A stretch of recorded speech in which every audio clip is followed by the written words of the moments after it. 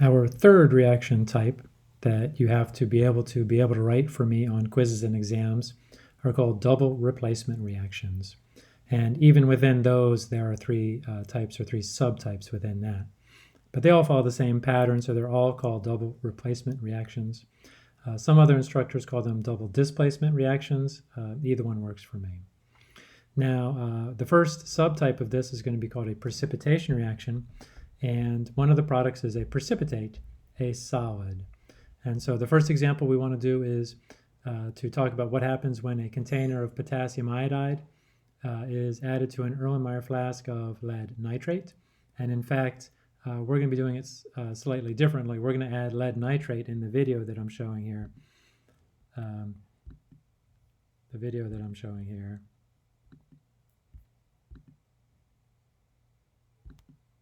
There we go. And as you can see, this is a potassium iodide solution. And to it, we're going to add a solution of lead 2 nitrate. It works the same either way, but this was the nice video that I found.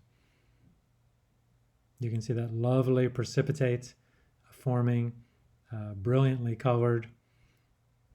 It does appear, depending upon how you add the two chemicals together, to precipitate or rain down to the bottom of the beaker in this case.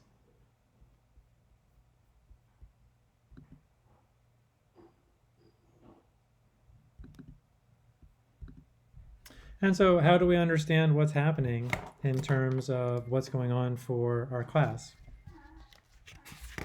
So a precipitate forms. That's our experimental evidence. That precipitate is yellow in this case.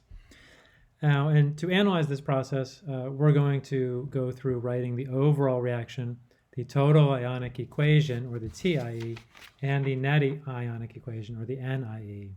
And so for this process, for potassium iodide mixed with lead 2 nitrate, we'll write out the two formulas. Potassium iodide plus lead 2 nitrate. And one of the things I'd like to emphasize as we do this is you're always writing good formulas. It turns out that nitrate is a -1 ion, lead 2 is a +2, therefore we need 2 nitrates for the formula unit of this ionic compound.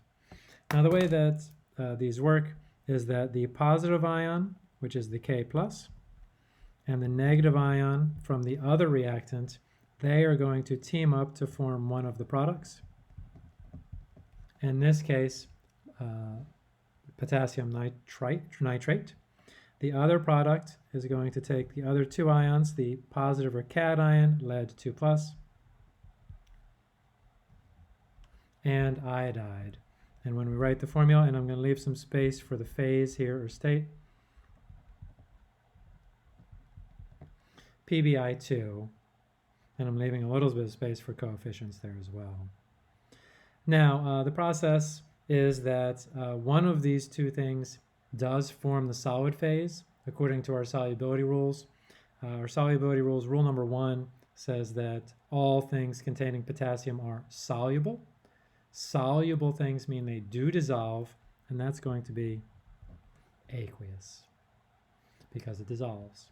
That means that the other one must be a solid.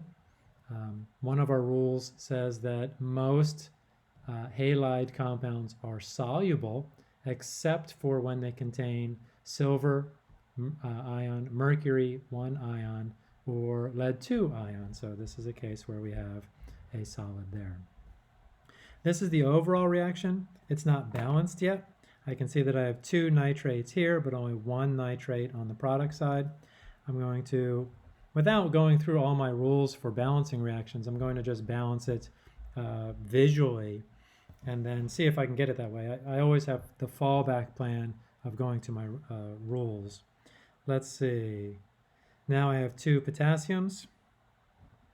I need 2 potassiums on the reactant side, and that gives me 2 iodides, and everything is balanced right there. Now, the total ionic equation, what is it? So it writes all ions as ions and all solids, liquids, and gases as molecules or formula units. So what we're going to do is we're going to, let's have a working definition of a TIE. In a TIE, all strong electrolytes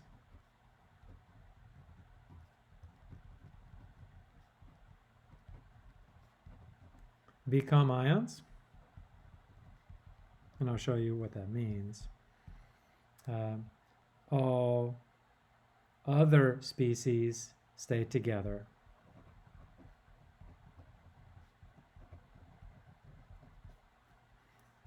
I'm going to put that over here. Stay together, which just means you're not going to break them up into ions. And I'll show you what that means, and we'll talk about this through the next several pages with the examples. Potassium iodide is aqueous, therefore it is an ionic compound, therefore it is a strong electrolyte. Strong electrolytes break up 100% into ions. As we bring this down, this is going to be 2K plus, and I'm going to start all the way over here because this is a long one. 2K plus 2I minus, those are both aqueous. In our head, as we write these two things, we realize that K plus and I minus, those are going to be aqueous ions, and each of those aqueous ions is going to have a hydration shell of water molecules around it. K plus is positive, so it's going to have the oxygen portion of the water molecules facing it. But what we want to make sure you know is that that's the picture in when potassium iodide is dissolved in water. We don't have potassium iodide. We have potassium ions floating around in solution. We have iodide ions floating around in solution. And so the point of the total ionic equation is to be able to think a little more deeply about what is happening in the aqueous phase beyond the overall reaction. Lead 2 nitrate, an ionic compound that does dissolve. It is aqueous as well, and so we're going to write aqueous phases for those two ions. We have 2 nitrates, like so. And so this reactant side tells us that we have all ions floating around in solution.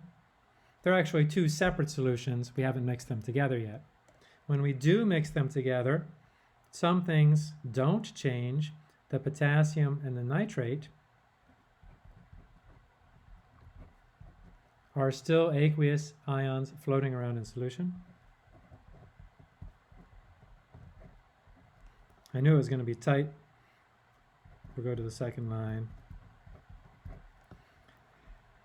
But the lead 2 iodide does become a solid. It is not aqueous anymore. And so what I mean is all strong electrolytes become ions. You can see that. All other species stay together. Those other species are going to be solids, liquids, gases, weak electrolytes,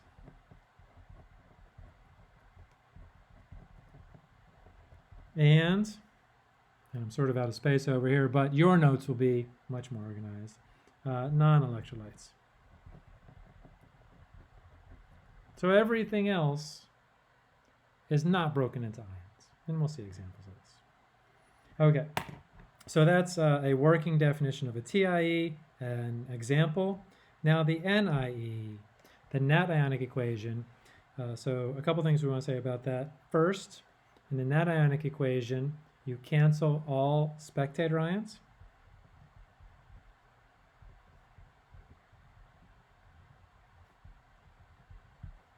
And a spectator ion is any ion that is exactly the same on both sides.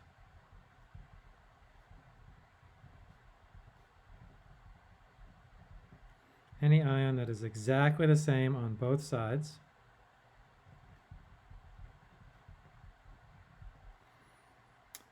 And that just means they're spectators. They watched what was going on. They did not participate in the reaction. I see 2K plus aqueous on the reactant side. I see 2K plus aqueous on the product side. Those two things are the same. They will get canceled out, and they will not get written in the net ionic equation. I have 2 nitrates on the reactant side, I have on the product side, I have 2 nitrates on the reactant side. Cancel those out. And then, so cancel all spectator ions, comma, definition of those, and write what is left. And write what is left. We're left with 2 iodide ions plus lead 2 ion goes to lead 2 iodide solid. Okay. Now, the net ionic equation, the point of it is we show only the reacting species. And we can ask the net ionic equation what reaction happened, if any, and what kind of bonds were made, because the definition of a true chemical reaction is that either bonds were made, bonds were broken, or both bonds were made and broken. And this, so it shows only the reacting species, and we can show that as iodide and lead 2 came together, an ionic bond was formed.